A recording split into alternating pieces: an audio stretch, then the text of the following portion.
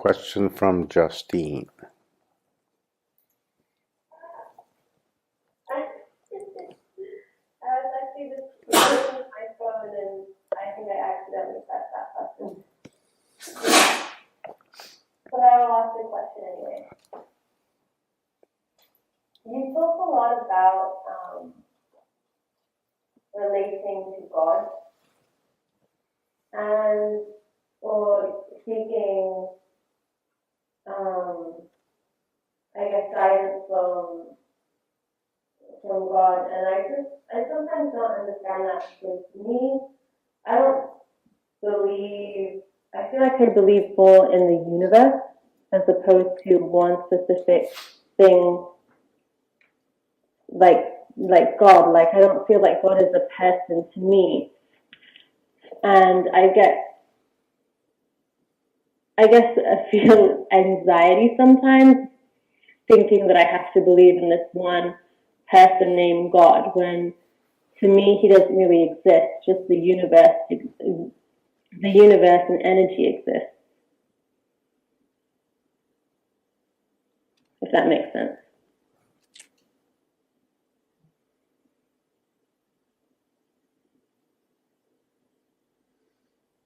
Where are you?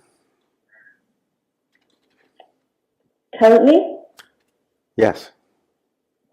In my car. No, what place? What city? In Los Angeles, California. Okay. In Westwood.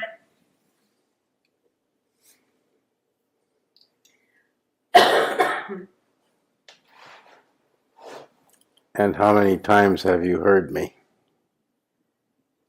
This is probably the 5th.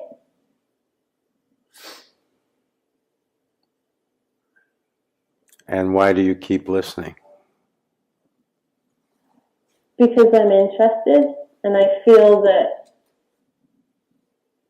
I want to understand more. Good. Because some things that you say resonate a lot and I really understand it and I get it. So I guess I keep listening because I want to find more of that. Good. Have we ever met you? I went one Friday into the Santa Monica location a couple weeks back. Yes. And I saw you in person?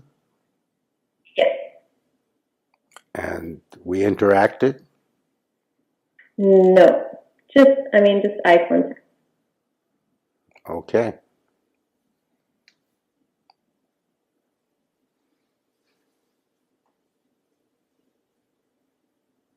Good. So God is not the name of a person. Your name is Justine, my name is Premodaya. But when I talk about God, I'm not referring to another person with that name.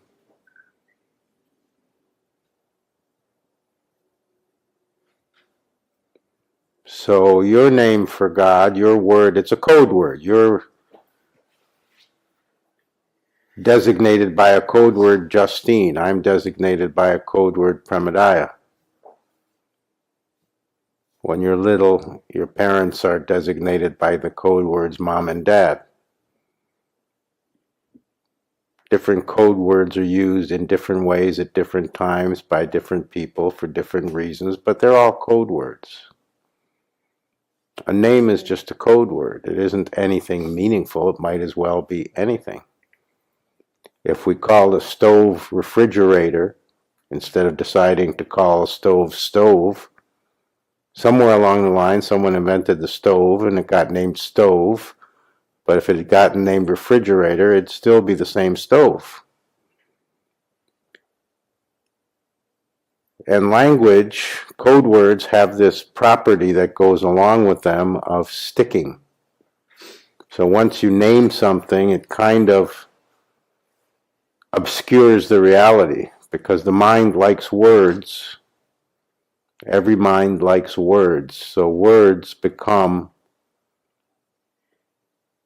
a problem in themselves, because you start to relate to the words just as much as to the what the words are referring to.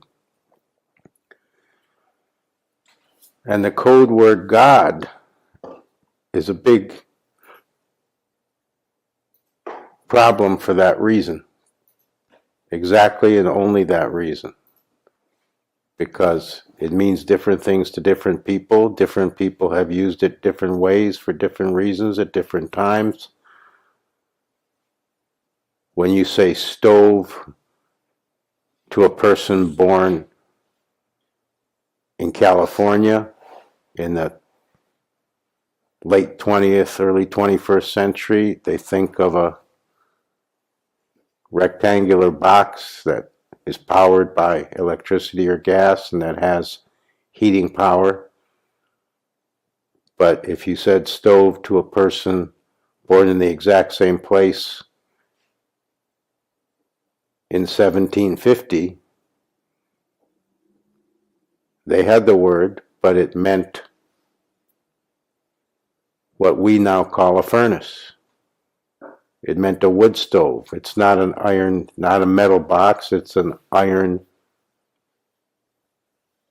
pot with a lid with wood in it that you light on fire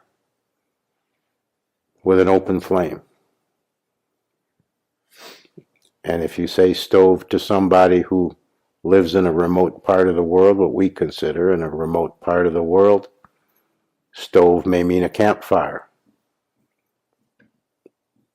They don't have the word campfire for what we call a campfire. Their word is stove, what translates in our language to stove. This same set of complications happens with the code word God, only on a bigger scale. Because nobody gets too upset if there's disagreement about the definition of the word stove, but people seem to get real upset when there's discussion and any kind of disagreement or attempt to agree about the code word God. So that has to be diffused. When you listen to me, if you're interested in listening to me, you have to listen without reacting to the words, so that your mind doesn't spend the time agreeing and disagreeing. You have to kind of get what I mean, even if the word means something different to you. That makes sense. So your code word for God, let me take that in for a minute. Your code word for God, when I say God, that has a certain meaning in my mind. But when I say God, you have to translate that into your code word for God. Your code word for God is universe. Same thing. Now, other people hearing that, the word universe means something in one mind, something in another. But in your mind, because I'm talking to you, in your mind, universe is your code word for God. So somebody listening to you right now has to translate in their mind in the right way, so that they don't mistake what you're talking about for meaning what they mean when they say universe, because they may not mean what you mean, and probably don't. So it's very easy to get stuck on the words, and then it becomes a discussion about the meaning of the words, and it becomes even an argument about words. And I don't argue about words. So it has to be understood that when you say universe, you're not even talking about the standard definition, the scientific definition, which is something about space and matter and theories about what that's all about, when you say universe, you explained very clearly, although you may not have intended to have this meaning of it consciously, but nevertheless you were very clear that when you say universe, you mean God, what other people mean when they say God. That's your code word, universe. So if you had a longer history with me, if you heard me 50 times instead of 5, 60 times instead of 6, it would be impossible for you not to have heard me say, because I say it routinely and regularly, but in 5 or 6 times I may not have said it in a way you can hear it, that you're not to believe anything.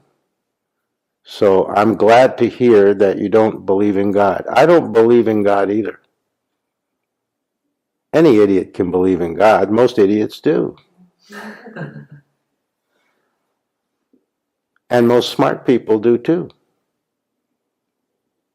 But believing is easy. It just means I heard it, and the easiest thing for me is just to go along with it. I don't actually know if it's true. I don't actually have any direct personal experience of it. I really can't say sincerely, yes, that's something I can see. That's something that's clear to me. But I'll just go ahead and believe it because it sounds okay enough. That's what believing means. Or the majority of people seem to believe it, so I'll just go along with that. And I don't advocate going along with anything. I advocate that you absolutely insist on knowing for sure. And the only way is to know for sure yourself. You can't take anyone's word for it. Anyone at all. That includes me. And anybody like me. And everybody else. Unless you can say, my experience tells me that this is factually so, it isn't very worthwhile. It doesn't do anything for you. It's costume jewelry, not the real thing. So if you keep listening to me, sooner or later you'll hear me say it again in a different way, that the real spiritual life, really being interested in knowing for real, has nothing to do with believing, and in fact requires that you stop believing.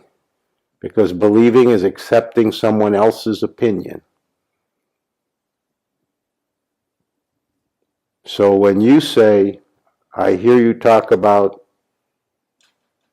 relating to God, and you ascribe that to me, and then you say next, all I know for sure, all I'm willing to accept based on my experience is that there's a universe, and I'm pretty sure about that, and I recognize that this universe is going on, and there's entities, and I seem to be one of them, and there's certainly others, and that's going on, and I kind of know that for sure. We're saying the exact same thing. You're using one form of language, one set of words, and I'm using a different one. But different code words is the only difference. We're saying the exact same thing. So you actually agree with me 100%. But then you say, I don't really want to believe, I'm feeling like the world or life or people kind of expect me to believe, and I'm not interested in just believing. That's great. If that's true, and it obviously is for you, that's why you're listening to me, because I'm against believing. I'm for your approach. That's why you agree with me. I'm for your approach. Don't believe it unless you know it's so, with your own eyes, with your own ears, with your own heart, with your own brain, with your own intelligence, with your own insight. Whatever the medium of knowing it, it has to be actual, not something you simply go ahead and say, okay, Sounds okay to me, fine. That's not good enough. That's for dummies. And the spiritual road is not for dummies. That's why there'll never be one of those series of books. Spirituality for Dummies will not be published. Everything else you can publish for dummies, but there won't ever be spirituality for dummies, because there's no way to dumb it down, because dumbing things down is just making them into beliefs. And the spiritual way is doing better than just beliefs. Beliefs are cheap. You change beliefs all through life. You believed one thing when you were 10, something else when you were 20, and something else when you're 40. And when you're 80, it'll be completely different again. And it's not that there isn't a level of how humans function that can rightly be called the level of belief, but it's just that that level doesn't mean much. It's easily changed. It changes all the time, and it's not very solid. If you look at the arbitrariness, then that's obvious. You were born where you were born, and a lot of your beliefs are because you were born in a certain place at a certain time in history. If you were born in China instead, you know that you would have a whole different set of beliefs. Beliefs are products of time and place. They're very, very like the wind. They don't have much actuality. They don't have any solidity. So when you do what the ordinary person does and place all your faith in beliefs, and you think life is about having the best possible beliefs, it's a house of cards. You're not on any kind of solid ground.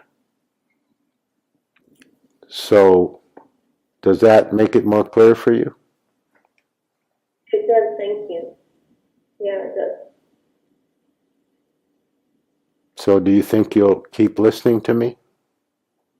Yeah. I will.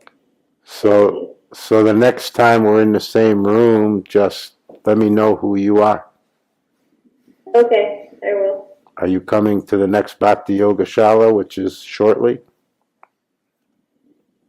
Is it on a Friday? Yes. Then I most probably will. This Friday. Friday the 10th? Friday the 6th. Today is Monday, Tuesday. I don't know what day it is. Today's Monday. Monday the 2nd. Satsang is Friday the 6th at 8 p.m. This Friday at 8 o'clock at Bhakti Yoga Shala. Okay. So if you make it, and I hope you will, just come say, hi, I'm Justine. And then I'll know who you are. Thank you. Because you're the kind of person I'm looking for. Someone who's not willing to be stupid. Someone who is completely not interested in shallow beliefs. Someone who really wants to know. Thank you. I look forward to it. Good. Question from Alessandro.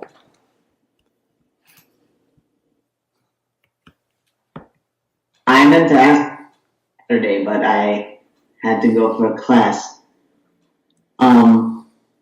This is with regards to the spirituality and sexuality thing. I never asked this before because I guess I didn't really care before, but the man goes on top.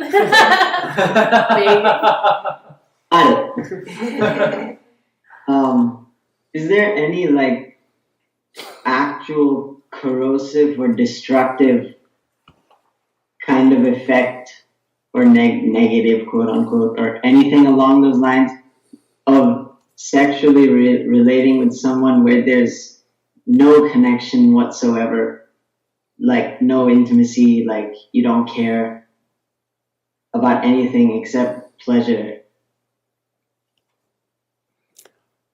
Remember I said there's going to be a part 2 to that discourse? Yeah. That's actually in part 2. Okay, I'll wait. So I could answer it now, but then I'm upstaging my own discourse. Well, it gives you more time to speak about more stuff for me.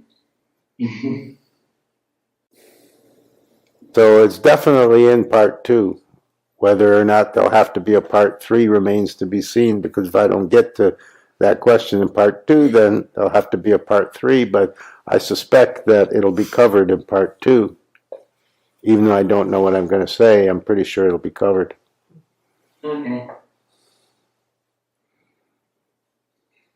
In the meantime, On top.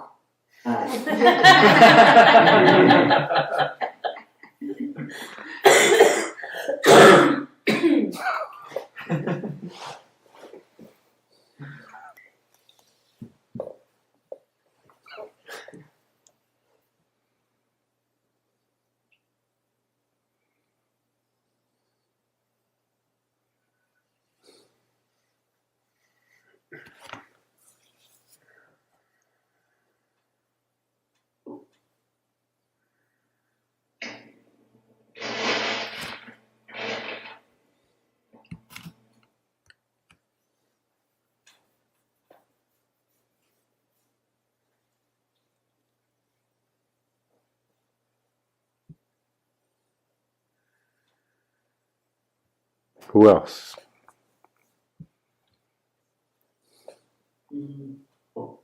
I said, who else?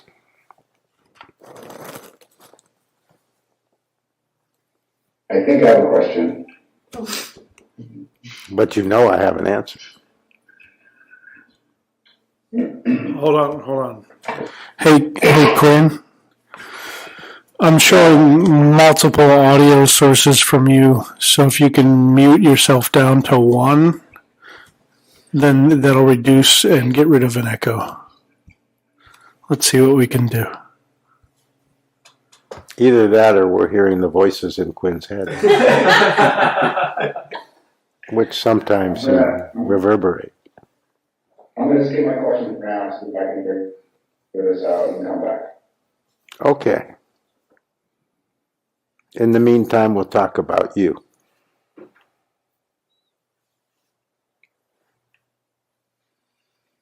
Who else? Then we'll get back to the Q man.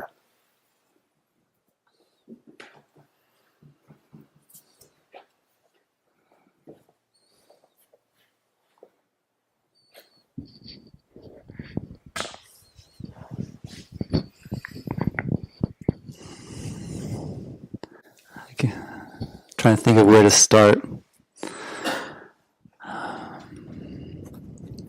Last week Start at the top, like sex. Start on the top. Okay. Last week Way down.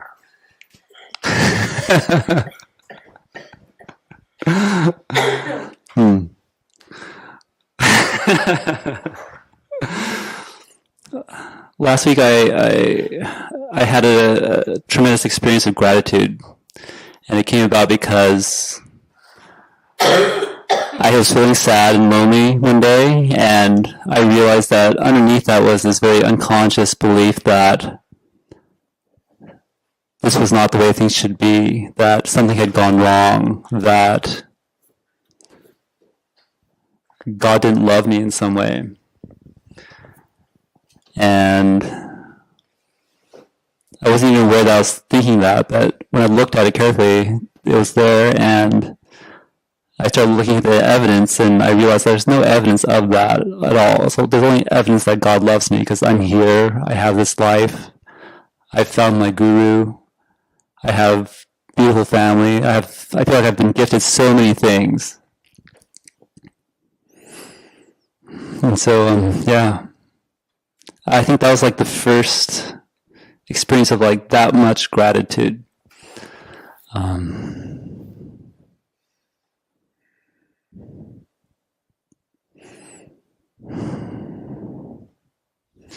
feel like since then, I've been much more in my heart, and just having interesting experiences of being very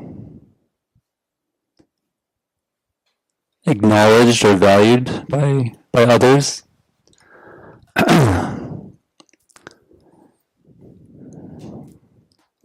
also feel a lot more energy in my body, and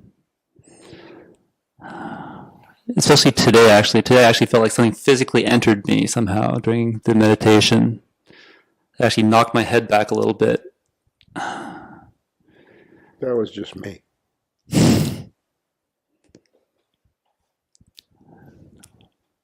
What was that? Me. I mean, okay. Me.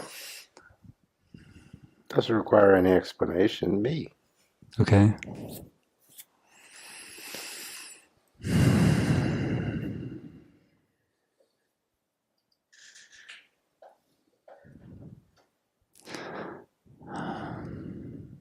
So yeah, I guess I just wanted to express gratitude and just tremendous love.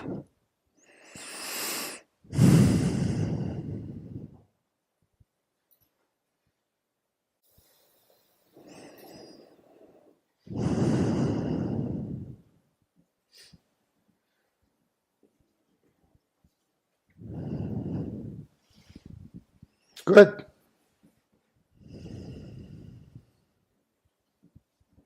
That's a breakthrough. Keep having breakthroughs. And when the crises come, use them to have bigger breakthroughs. But don't get caught in the foam.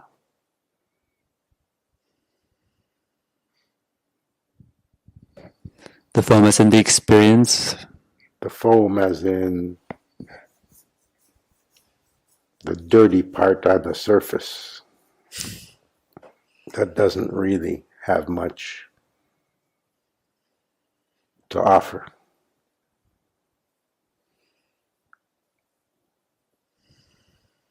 Everybody's been to the water, to the ocean on a clear day, and you go right up to the shoreline and there's this foamy part.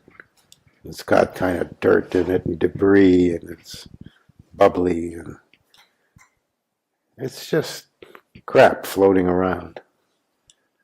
It's the most superficial part. It's the surface on the surface. It's not even, you don't even think of it when you're looking at it as part of the ocean, part of the water. You just think of it as crap on top that kind of congeals and bubbles and makes foam, makes very foamy. It doesn't even have substance, the degree of water. It's just foamy. Mm-hmm. If you do like that with your hand on it, it kind of disperses. It's not much to it.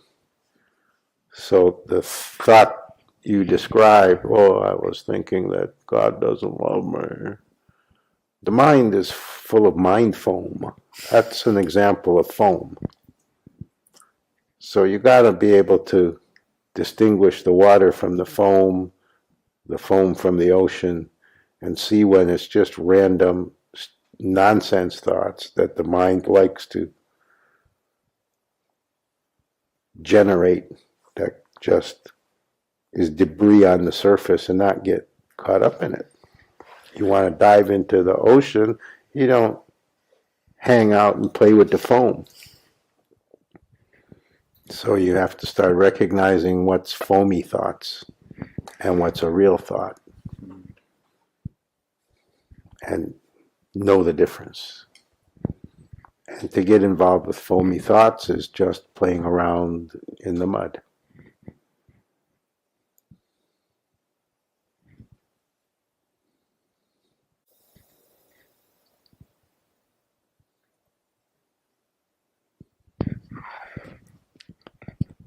Yeah, I feel like I've been able to see that more clearly over time. So I'll continue to be aware. Over time.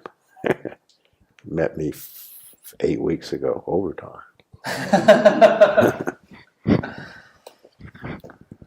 Well, you do that over time.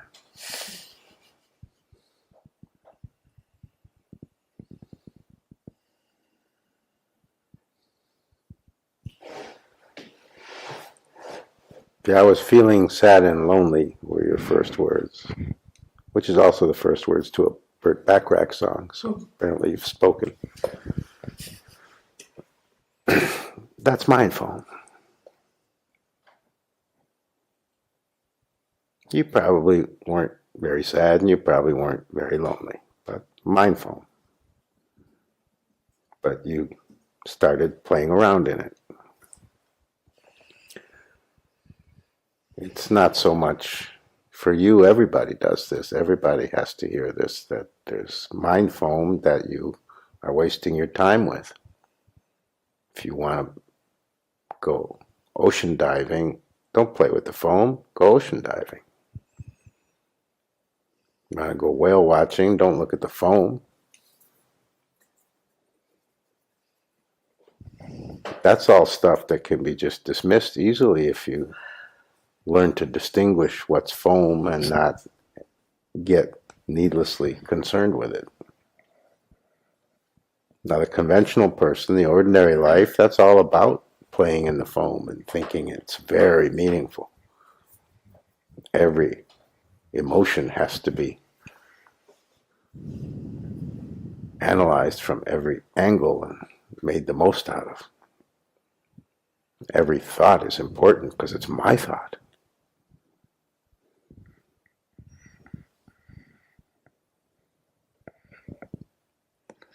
And reflecting back on it, I think the reason I was playing around in it is because it kept on recurring. I mean, it kept on coming back, even though I knew it wasn't true. And maybe I didn't. You've seen how the foam comes in like the tide. It's a mini tide.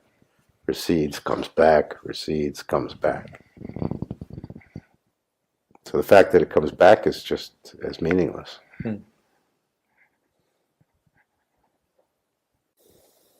Just because it comes back doesn't mean it's important. When the toilet overflows, it doesn't mean the shit that spews out's more important. That's coming back too. Yeah.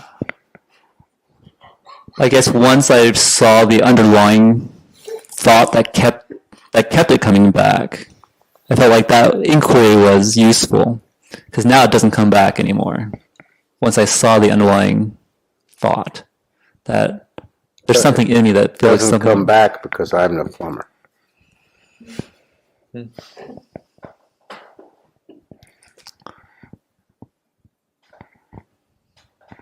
So it was you that brought about that. I'm Rotoguru.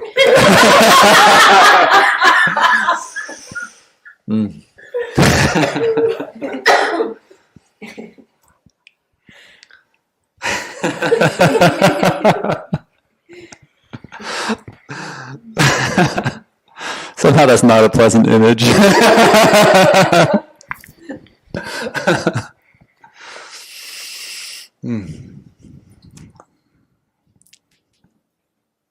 Thank you.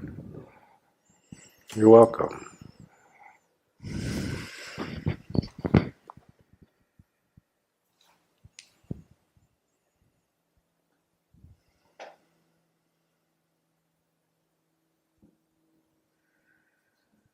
We're always available for your plumbing needs.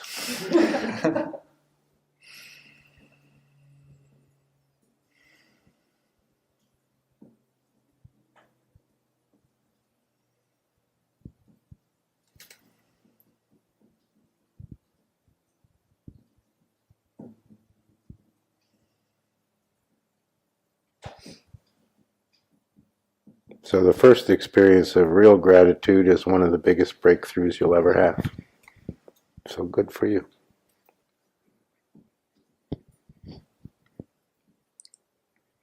Just took a few weeks.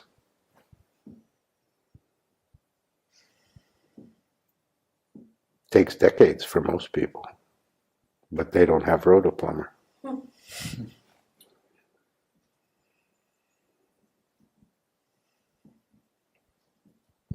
Okay? Okay. Thank you.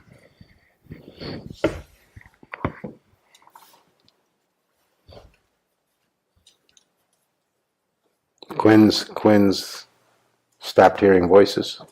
Yes, we're all good for Mr. Q. Wow, that's a big assumption. I wouldn't Yeah. want to go that far. This question is actually about my voices. You guys hear me? Yes. Okay. So, Don't worry about whether we hear you. If we don't, we'll tell you we don't hear you. yes, sir.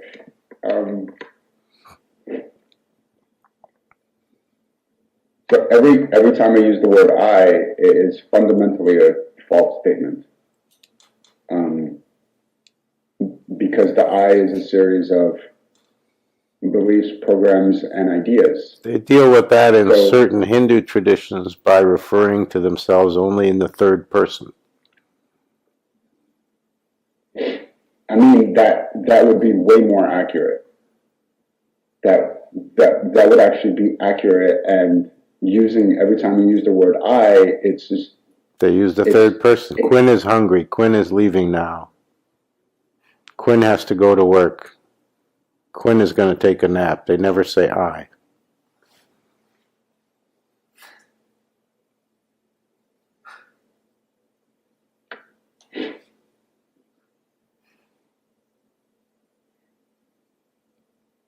But remember, I is a code word. You can change the meaning of code words. You can decide what the right definition is for you. okay, so I don't have to use everybody else's definition of that phrase, I, and even when somebody refers to themselves, even if somebody says to themselves I, then Well, yes. I can, What you're saying is you would like to use the word I to mean not I. So you can make that your definition for yourself, that every time you hear your mouth say the word I, you hear not I. You know the definition. So this is easy.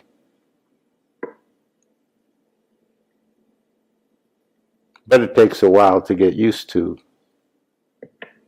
You have to adapt. When you adopt a new definition and a completely new definition, then the mind takes a while to adapt to it. So it's a little bit strenuous in the beginning, but then you have formed the new habit. And when you say I, you feel it inside as it means not I.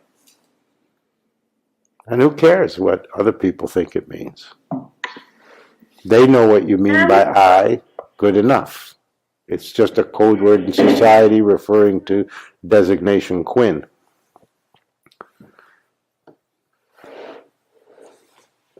It's just utilitarian. and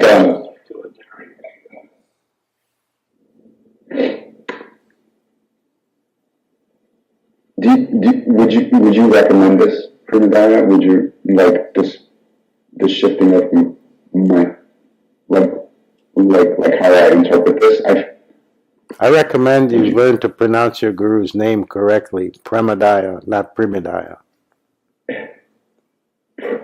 Premodaya. You got it, Kwan.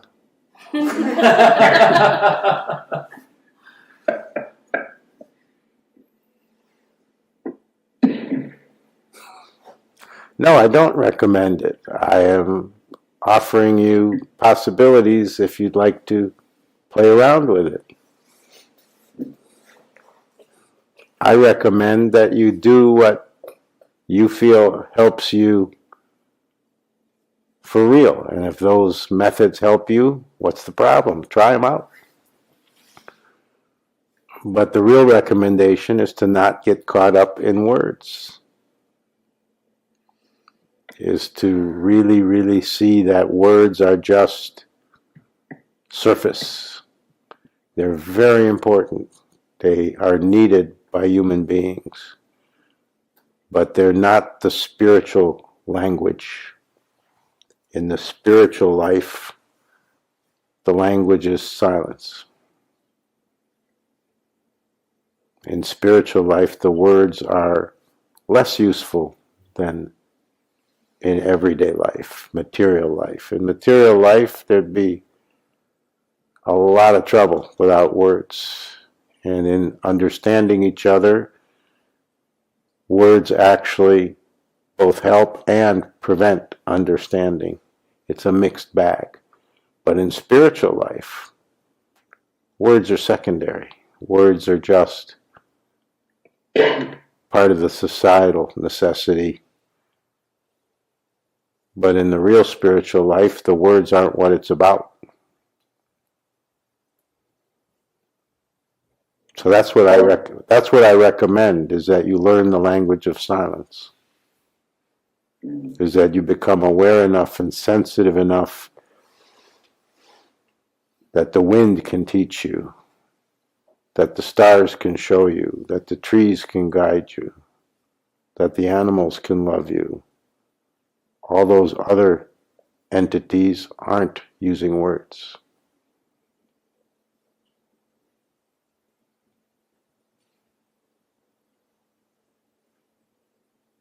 To not be stuck in words the way the conventional average person is, goes to war because of words, is ready to kill you because of words, gets insulted and is ready to do violence on you because they're insulted by your words. Can you imagine how primitive and idiotic that is? You haven't even done anything except said some words and they attack you. The words aren't even a threat. You've just called somebody a name. You haven't even threatened them with anything. You've just called them an idiot. And they're ready to hit you and scream and jump up and down and turn colors.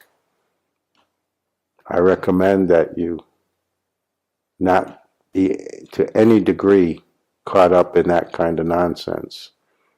And because you don't act like the really stupid ones do, you think you're better than that. My recommendation is don't see yourself as better than that, because you're doing the same thing on a more sophisticated level.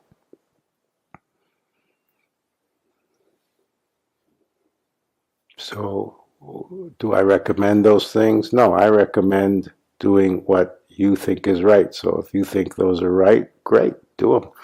But the real recommendation is don't be 1 minute more caught up in the delusions of words to the degree that we tend to be. Not 1 minute more than you have to be. Free yourself of that false understanding that words somehow have a deeper meaning than they actually do. They're just utilitarian code. It's just so that you can get the sandwich you want, not a different one.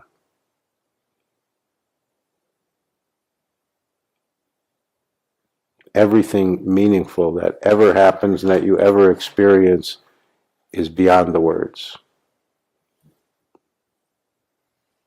The taste of the sandwich is not in the words.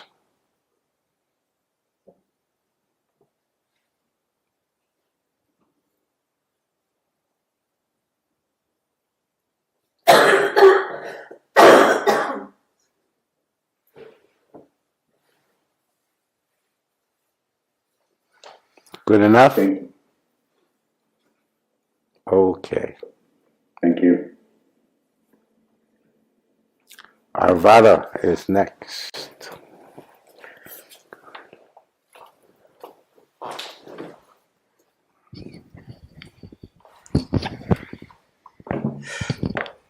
I feel like I've woken up from a dream, and it's related to how you've been instructing me for a while now to indict my parents. And you know, if you moved to Mexico, to Ensenada, and ate a Mexican diet, you could say, I'm Arvada having a tostada in Ensenada. I could. I don't know what else I would do in Mexico, but I could do that.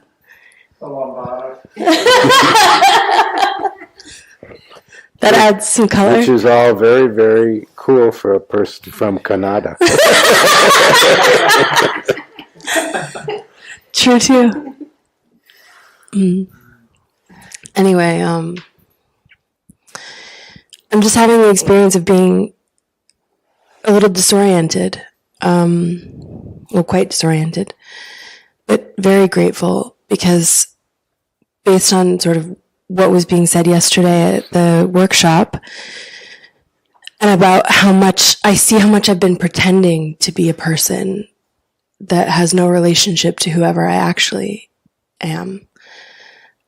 And I'm not even sure I see the totality of all that pretending, but I'm seeing a significant chunk of it that I never saw before. And it's kind of amazing. And it was just a report because waking up and or feeling like I'm waking up from a dream, the last 34 years or 35 years of life having been a dream, and that I've been pretending to be a person that I am not actually. It's just quite...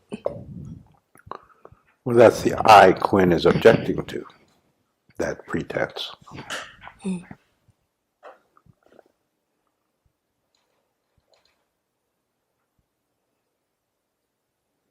So you and Quinn are talking about the same thing. Mm. Except he's complaining and you're glad. Well, it's a relief to not be that person, whatever that is. It's very freeing, and Well, it's the not I that Quinn is interested in. Mm. Thank you. Not I, Ada. Yeah. Thank you.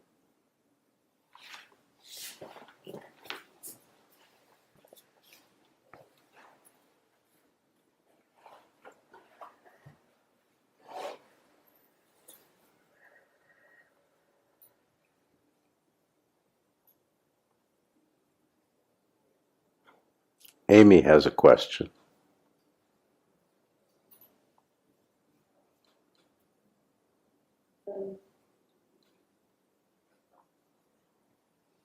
This words thing is really, because words,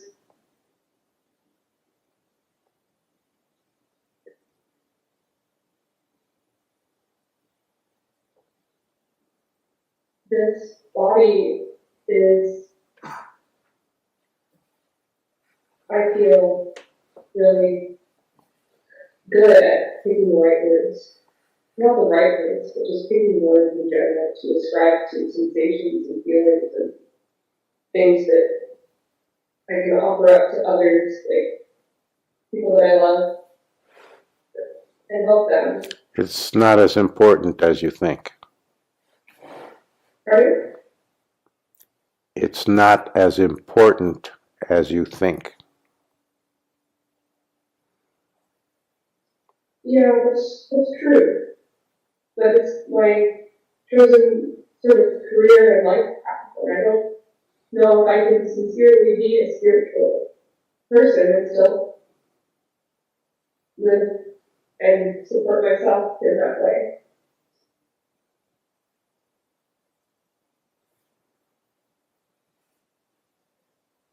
How do you support yourself in that way? Pardon? How do you support yourself in that way? Editing, writing.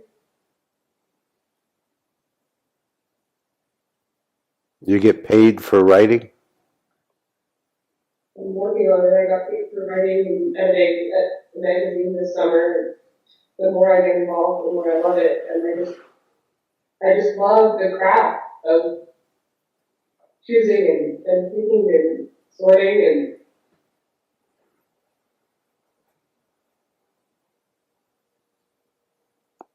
So there's no reason, if you can and want to make your living at it, there's no reason not to. But when I say it's not important, I'm not talking about that. I'm talking about your idea that that's how you love other people. That's how you have the idea that's how you help your friends. And so if I'm a very great friend or a good person, I don't have that to offer.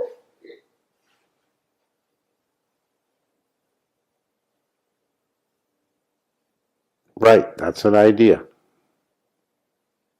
And sooner or later you'll have to see if it's true or not. So I'm preparing you for that by telling you the first piece of bad news. It's not as significant as you think.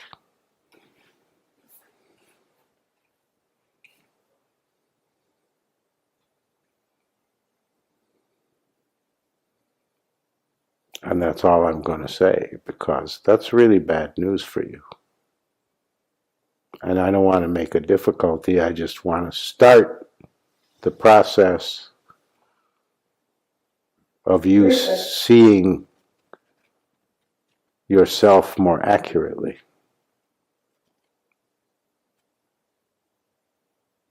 Not this view. I only have this little bit to give and nothing else. So I am going to try to take that away. The little you think you have, the little you feel you have, I'm going to try to take it away from you. And I just started. Take it all. It won't be that easy. But I appreciate the intention of cooperation.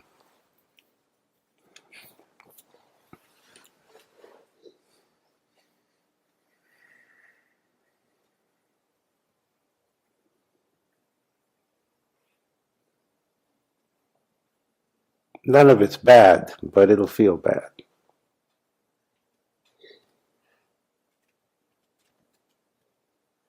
It's all good. It's all good, but it won't feel good.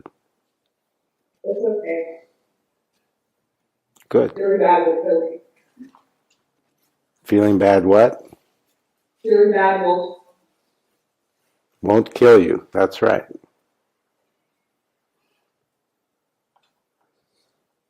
And it's just a continuation of how you've always felt. So I'm going to take that away too.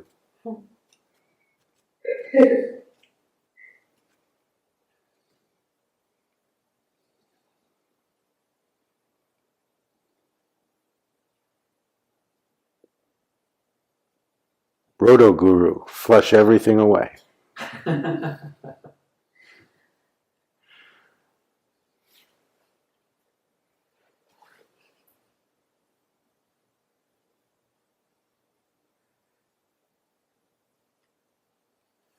So we got your most recent email, which does fulfill the requirement for the application letter. So your application is now in process, and we'll get back to you with the response. Thank you.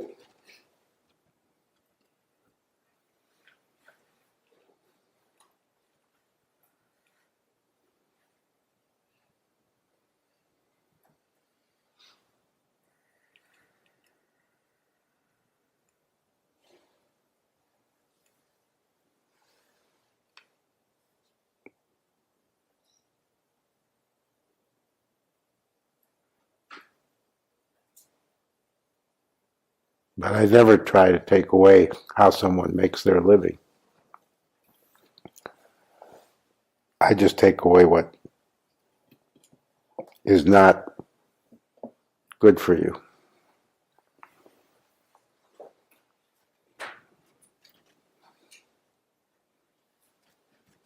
Which amounts to almost everything except how you make a living.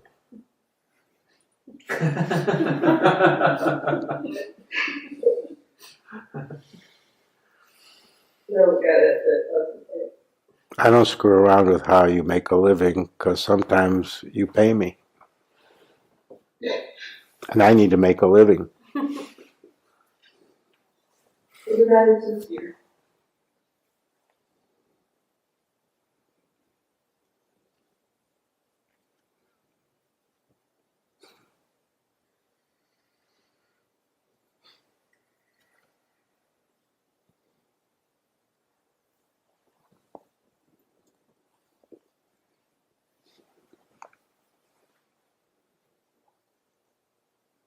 But if I didn't need to make a living and you didn't pay me, it wouldn't be any different.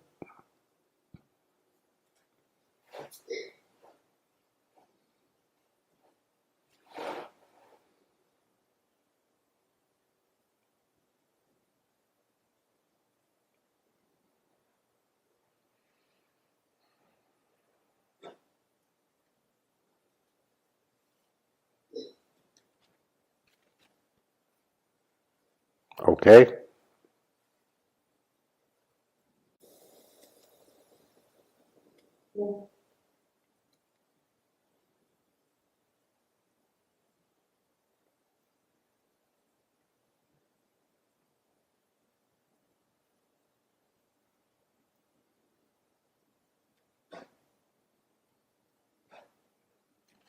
Who else?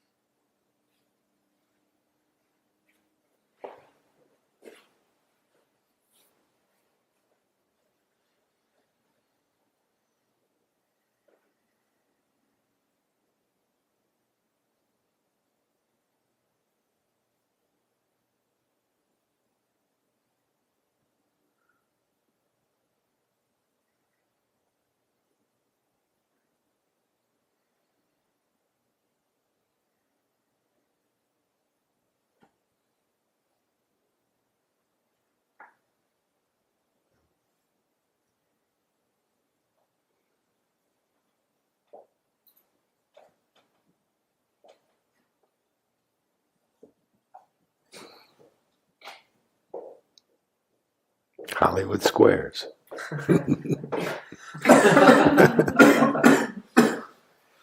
Paul Lind for the win. I didn't see that. I was busy joking.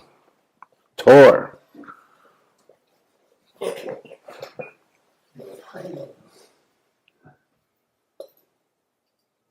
Circle gets the square. Tor. Go ahead, Tor. Yeah, so I wanted to elaborate on what I said yesterday, which is in the last few months, I went from being in a extremely ecstatic state. Why do you want to elaborate? Why? What's your goal for why you're elaborating?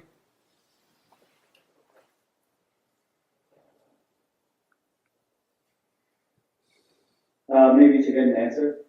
Okay, so just ask it as a question and don't elaborate. Make it shorter. Make it a single question instead of a whole story. I went from feeling very ecstatic. Same story, same story. Change it into a 1 or 2 sentence question. I don't need the backstory. That's foam. Well, it was going to be one sentence. Okay. It was almost done. Okay. So I went from that to a more... Why isn't it done yet? You promised it was almost done and it's not. Go ahead. I feel like I've relapsed. That's all. You feel like you've relapsed? Is that what you said? Yes. That's nice.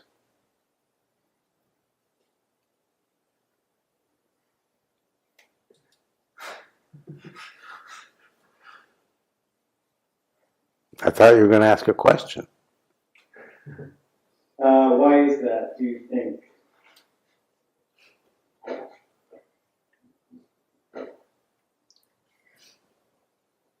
I don't think you have. It's all mind foam. For the last 3 months I felt this way. For the last 2 months I feel this way. I'm worried that next month I'm going to feel that way.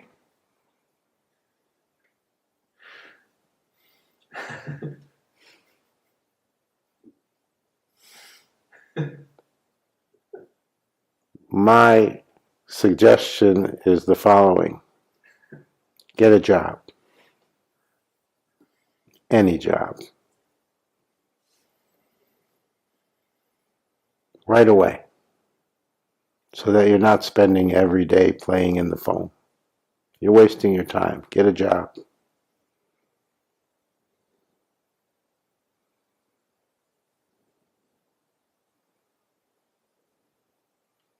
There's nothing wrong with what you're doing. It's what people at your age do.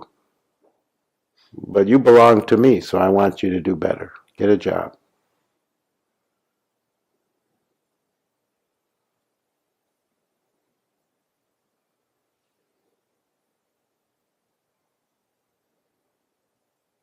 Got it.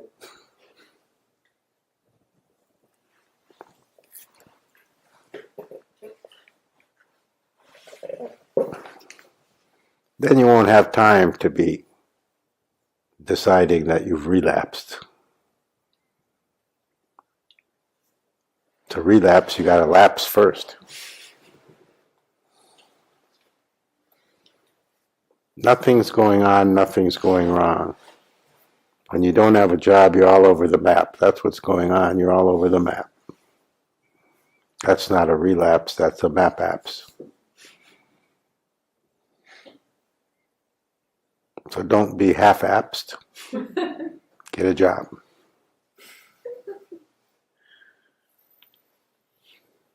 Make some money so you can feel solid.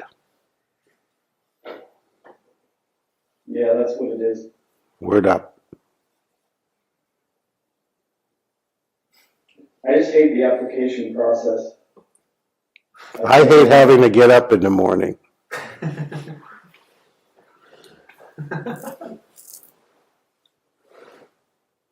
So do I. We're very alike. We are very alike.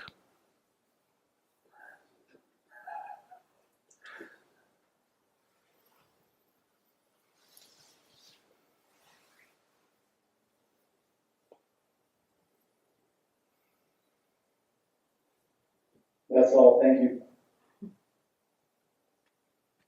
You're welcome.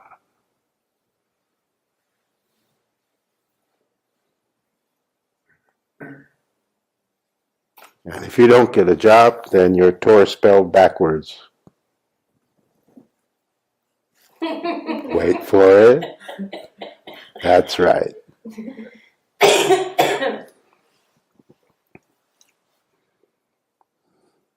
Who else?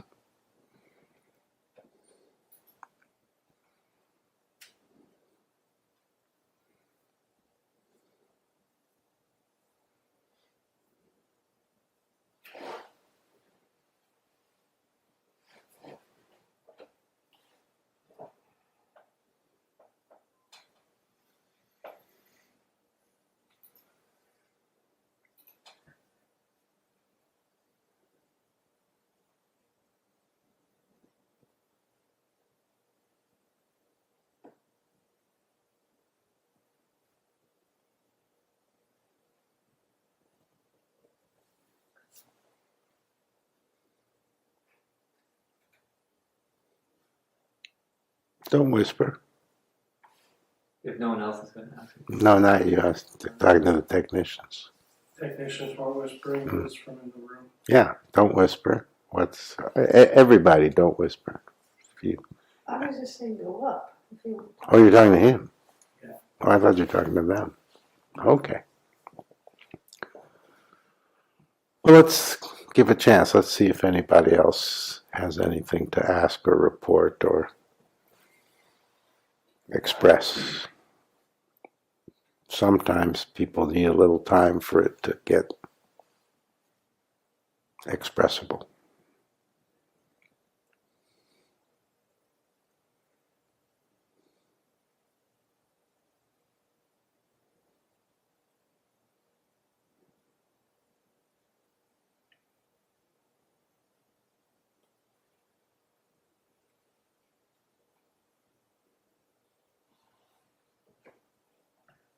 You should work on the lighting to get rid of these shadows behind me, because it looks like I have Dumbo the elephant ears.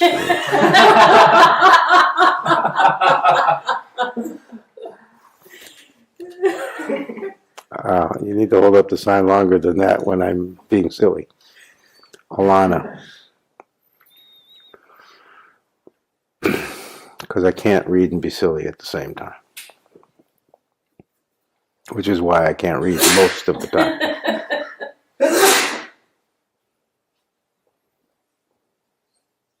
I was just thinking about how I wanted to get more clear about the question that I wanted to ask, and I just realized that I feel like I've had this strong, like, I want, and then I can't finish the sentence, and I feel kind of, I feel consumed by desire, but it feels aimless, and I'm tired of the wanting.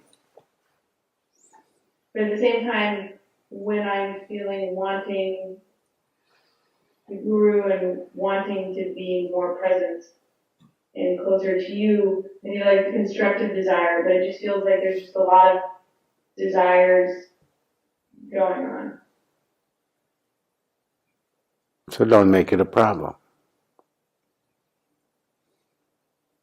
Okay. Desires have been going on your whole life. Now you're deciding it's a problem all of a sudden, because your circumstances have changed and you've got a lot on your mind and time on your hands. So you can start deciding things are problems that weren't problems before, even though they haven't changed.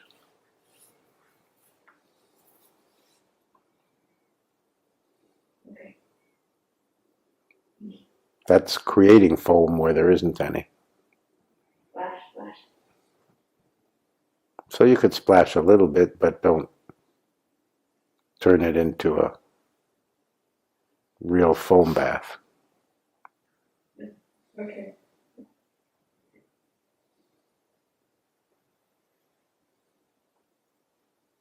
And as long as the higher desire is there, there's no problem.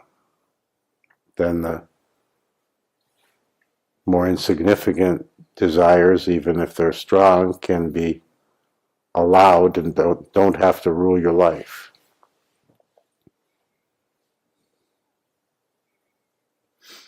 In fact, they may be good. They may represent energy coming back to life a little more after getting knocked down. I don't know, but it certainly could be. It sounds like it is, actually. Okay. That's true. So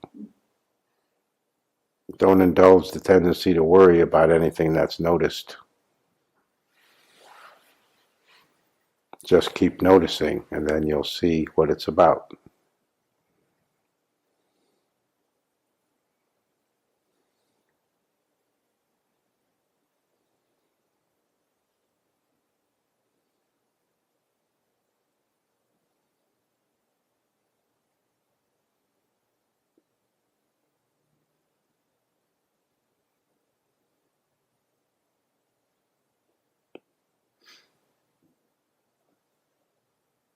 And you're showing up much more regularly, you're attending ICODA events much more regularly, or listening to me much more regularly, so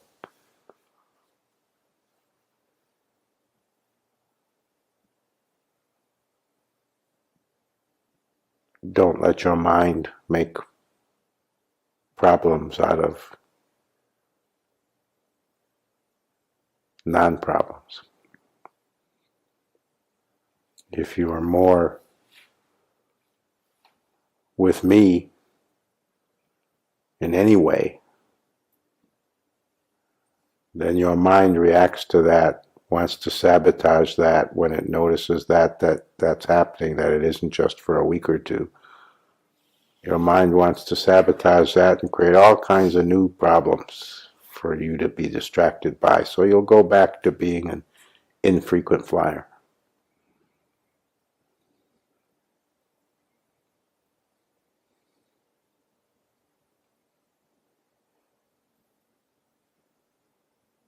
So be aware that that happens for everyone too.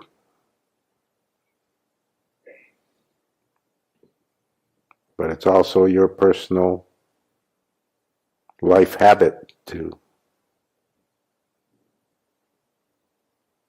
call something a problem, whether it is or not, and that habit has to change.